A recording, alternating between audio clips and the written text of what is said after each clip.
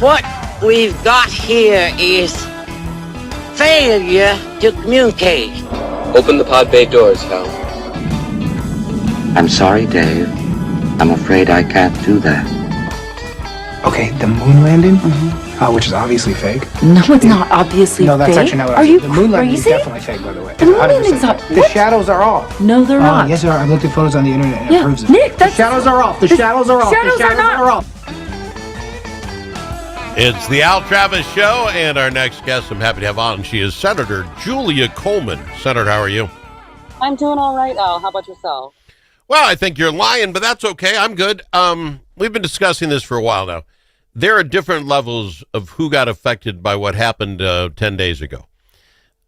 If this happened in Phoenix, Arizona, I think we would have noticed. We might have said a prayer, said, ooh, that's terrible.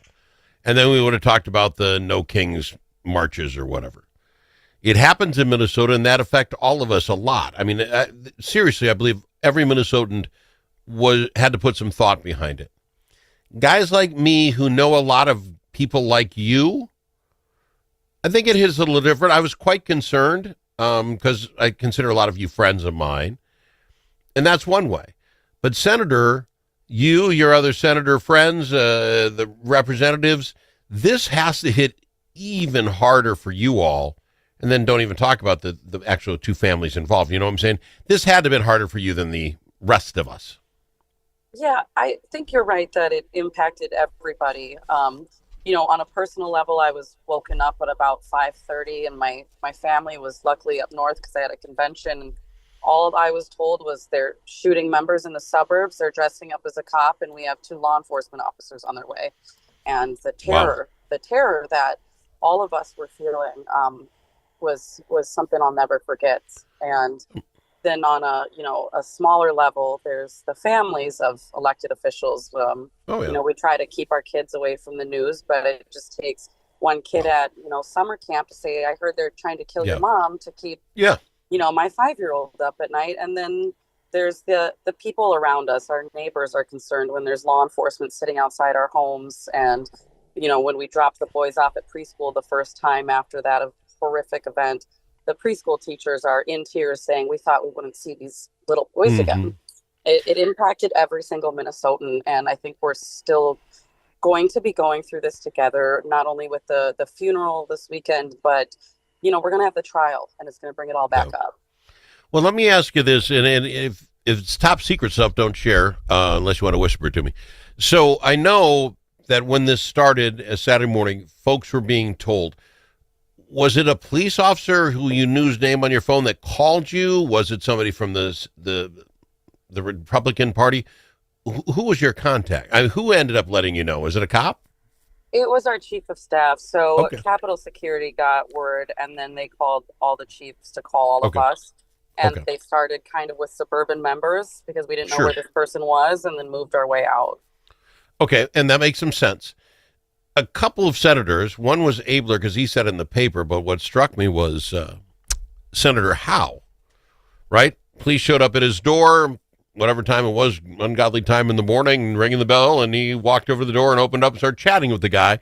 And he's telling him that, there's these shootings by a guy dressed as a cop. And Howe goes, it just struck me. I walked up and opened the door.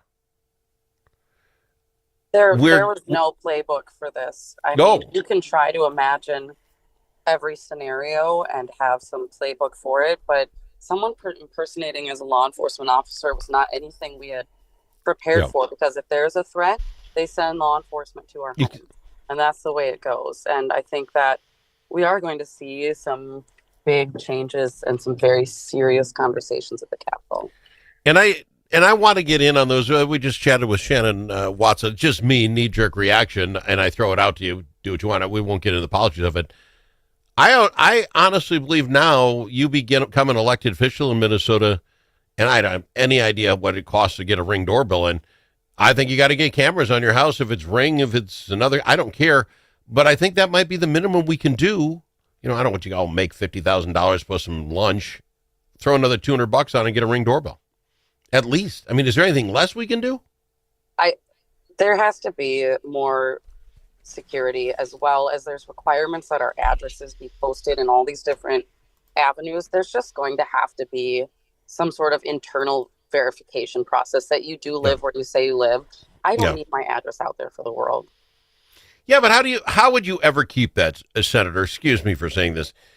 The people in your district who we voted you all in on, we asked you to do this job, have to know you live in the district. Okay, state can verify that. But how do you keep it secret? I mean, maybe from lunatics you could. Your neighbors are going to know. The people at your school board's going to know. You know, I don't know how you keep it all secret. Yeah, I don't think it's, an undisclosed location, but if we don't want to post it publicly for the whole world, I don't think we should have to. You can make it harder for them. I don't disagree with that. Now, Senator, you don't know this, but I'm going to throw it at you anyway. My big issue, and I'm going to use you as an example, except for knowing you have twins, I know very little about you, right? Hortman, I've known her, very good politician, much like yourself. I did not know she raised serviced animals, and her Jaw Gilbert flunked class because he was too friendly, so she adopted him. These are things that make us realize you're all humans, that you were our neighbor before you put senator in front of your name. So the show is going back to something we did back in the day, because that's how old I am, when we did the TV show. We used to do this thing called 11 rapid fire questions. At the beginning of every show, I just rip, and you had to answer them quick as possible. Well, I can't do that on a daily basis. I'd run out of questions. But what I am going to do, if you're okay, Senator, I'm going to ask you a personal question every time you come on the show. You ready to play my game? I'm ready. What if you said no? What was going to happen? I don't know what I was going to do if you said no to that right there. Anyway, one place you've always wanted to see and why? Oh, I have always wanted to go to Vietnam. Really? Vietnamese food is my favorite type of food. I've heard it's beautiful, and I just have always wanted to go see that part of the world. Oh, that's very cool. Are you a bit of a traveler? Have you seen a lot of the world? Compared to the rest of us, I've gone nowhere. I've been to Alex, New Orleans. as soon as I started being able to afford traveling, I had children. So I haven't been very many places, but when I graduated high school, I did pinch my pennies and go on a group trip to Egypt, and I'll never forget it. Oh, see, that's one I would go to. If you put a mummy or a pyramid on the History Channel, I'm watching the show. I would absolutely love to go there. How was it? It was unbelievable. It was, a week of just nonstop history and go. And it was hot, of course, but it was prior to the Arab Spring. And so everyone felt very safe, and it was just a remarkable trip that is burned into my memory. Fantastic. Okay, so thank you. Thank you for playing our game. We're going to do something like that every time you're on, just so you know. I've got all the questions I've ever asked. We'll just do them one at a time. Thank you for playing along. We'll be back after this with Senator Coleman. We'll talk about, I want to talk about the actual funeral coming up. We'll do that next. All the special interests are represented in St. Paul. But who speaks for you? Center of the American Experiment does. Our policy fellows dig into the tough issues that matter to you and offer common sense solutions on education, taxes, crime, and energy. American Experiment is the trusted, nonpartisan voice of Minnesotans like you. We are working every day to make Minnesota a better, safer, more prosperous place. We are American Experiment. Go to americanexperiment.org to learn more. Achieving your financial goals requires individual planning and a comprehensive approach. At Midwest Money Management, our mission is to provide you with the knowledge, tools, and confidence to feel comfortable financially today and secure about tomorrow. Learn more at MidwestMoneyManagement.com. That's MidwestMoneyManagement.com. Securities offered through JW Cole Financial Inc., member FINRA and SIPC. Advisory services offered through JW Cole Advisors Inc. Midwest Money Management and JW Cole Financial Inc. and JW Cole Advisors Inc. are unaffiliated entities.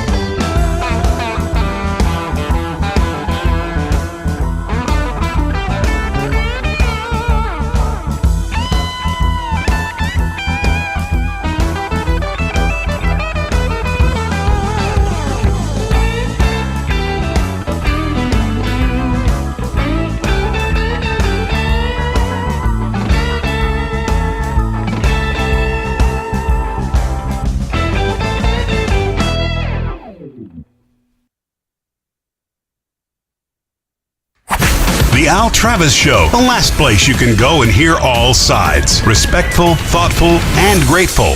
We've got Senator Julia Coleman on with us. Senator, I just want to get the information out about the funeral, and then I'd like to discuss a little if we can. Tim Walz announced that Melissa and Mark Hortman will lay in state on this Friday in the Capitol. They're going to be joined by their golden retriever, Gilbert. She will be the first woman and one of a fewer than 20 Minnesotans ever to lie in state at the Capitol. Capitol Rotunda will be available for public to pay respects 12 to 5 on Friday. Private funeral taking place on Saturday. Two things. I love the idea that they will lie in state at the Capitol. This is nothing about that.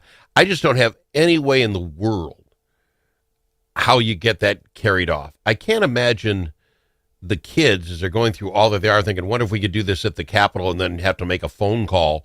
I presume it went the other way. Do you have any idea how they figure that out? How that gets done? I'm not sure. I've never had anyone lie in state my time in office, so I'm not sure how that all works out. I mean, maybe the governor says to somebody, let's see if this works. Does that have to get okayed by anybody other than the governor? And then who calls who? It's just,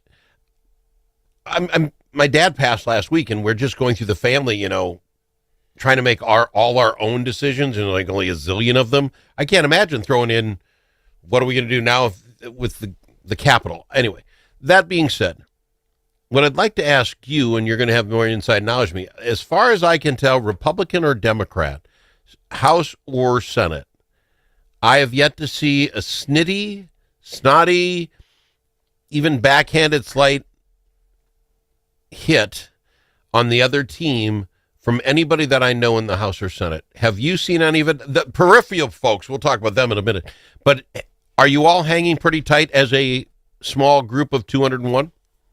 I would say so. And I would say that there are some relationships, too, that have been very contentious in the past. And it almost feels like that's just all done. That's all behind us. Oh, good. Well, I'm very glad to hear that, actually. It won't last forever, correct? I mean, we kind of know that, right? It's not going to last forever. But how do you feel this will change all that with all of you? When you go through something traumatic together, there is a certain level of bonding that occurs. And when I was at the candlelight vigil for Mark and Melissa Hortman, I was so relieved. It didn't matter if it was a Democrat or Republican, to just see another lawmaker and to have somebody to talk to about what we all went through and experienced that day and what we're all still experiencing now. I mean, as you saw last week, there was even someone arrested for making threats. And we do all feel that nothing will ever truly be the same in this role and at the Capitol. And so, yes, there's going to be partisan bickering. We're going to get into the throes of session. But it does feel like we all have come out on the side much closer than we began. And I'm happy for that. Again, I hate to be Mr. Pessimist guy, but at some point, and we're not there now, I'm glad, let's keep this train rolling. But at some point, the people from each party that get paid, I want to say, to spin things, to get to the next spot, to gain, there are going to be absolute things we have to do now. I presume a special session and all, a special election, things that the game of politics will get back, and some people are going to need to, at some point, be given the okay. All right, game back on. We need to win this seat or whatever. I mean, that's going to happen, right? I mean, we can't live in this zone of getting along forever. 2026 is an election year, but I do believe that people are going to, I have a pledge that I have never put out a negative mailer, a negative campaign ad ever in my career in politics, and I'm not about to start. And I have a feeling a lot more people are going to start trying to play the same way. And instead of me tear someone down, how can I just show you what I believe and why I think I'm great? That'd be fantastic. I don't know if we start making people make pledges. People hate making pledges. But I think if one does it and the others see it, whoever runs against you, yada, yada, maybe there's an opportunity to change all this. We've had crazy people. I don't know, crazy, that sounds so bad. We've had people who are unhinged throughout time. Ronald Reagan got beaned, Trump got hit, this. I think our issue is when it comes to the X's and the Twitters and these other places that people can find like-minded, and I say that not everybody's crazy, that's not my point, but you can get lost in the silos of that. I guess maybe I'm going to ask you your thoughts. Is there a way for us to just not share stuff anymore? One of the stories was that I got right after this, that these two right-wing influencers, and I didn't know who in the world they were, put out this post, and it was all about making money and getting tweets. Julie, if you and I didn't share a tweet, if people decide I'm not sharing tweets, guess what? Their money dries up. These two guys that are great influencers who I don't know would never have been heard from. Yeah, I've been thinking a lot about that, and I've been debating whether or not to pen a piece in the local papers about how, people expect or are calling for the politicians to turn down the rhetoric and to be more positive. And I think a lot of that it goes on our bases on both sides, bases that are demanding purity. That I get personally attacked online if I say anything about bipartisanship or being or how much I like working with so and so on a bill or reaching my hand out across the aisle. And so politicians, we have to take personal responsibility, but so do the people that are wanting this from us. Completely agree. And again, that's my point, is if the majority of us just stop that sharing and comment, I think it goes away. The guy in the Senate, or whatever he was, from Utah, that made some comment right after, and then our senator in the House person had to respond. I wouldn't have known about that 20 years ago. I presume there have been Utah senators saying stupid stuff for 100 years, but I wouldn't know about it. But we're to a point now that it all gets heightened, it gets shares, and all of a sudden we're discussing it. I think we got to find a way of going back, and I think it's personal responsibility. I agree, and part of it is just putting the phone down. I think I mentioned to you I was on a trip not too long ago, and I didn't get to look at my phone for days, and it was phenomenal. I think unplugging and getting back in touch with the people directly in front of us is really what the state needs. I love that. Senator, I thank you for taking the time. At some point, we'll be talking about bills and other things again. But right now, I appreciate you doing this for me, chatting it through, talking about how you and your family went. I appreciate you. Appreciate it a ton. Thanks, Al. It's always a pleasure. Julia Coleman, Senator on the Al Travis Show. Achieving your financial goals requires individual